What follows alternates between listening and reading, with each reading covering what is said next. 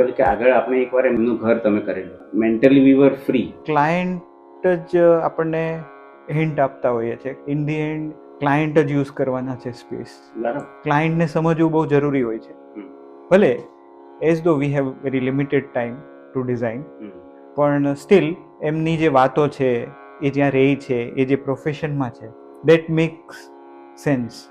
And their partners were also involved. But this time it's about designing a space for their working environment.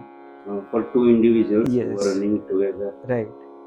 એડિફિસ છે ને એમને? હા, એડિફિસ engineering છે.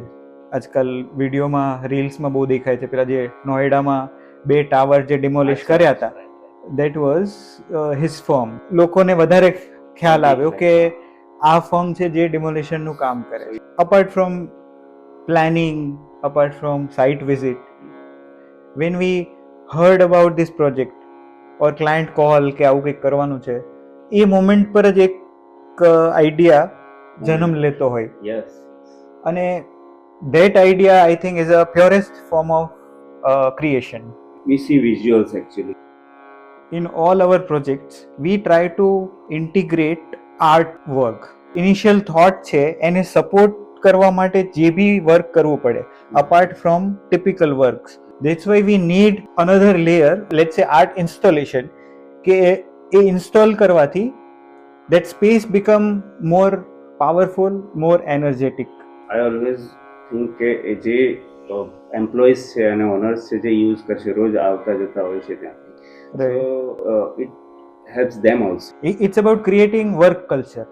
તો ત્યાંનું એન્વાયરમેન્ટ કેવું હોવું જોઈએ કે which help to the users or employees to produce not more but qualitative work. It's like second home for them. તો આ કેસમાં બી એવું જ છે કે it's a demolition office, demolition space, where એમ જોવા જઈએ તો અપોઝિટ થયું. He as a designer creating something and our client is demolish them.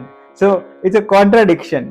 So the project itself is a contradiction કે બનાવવું અને તોડવું, both are opposite thing. તોડવાવાળા માટે બનાવવું છે, તોડવાવાળા માટે બનાવવું છે. Yeah. When you heard this project અને પછી તમે કંઈક એક ટર્મ શોધેલી ગૂગલ પર, રિકિંગ બોલ.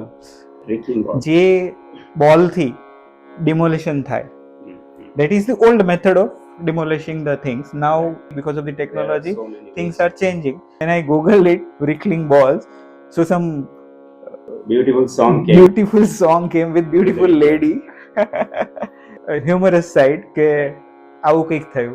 Every time we google it and search for the things, but it's not necessary કે whatever you search and a right things come up.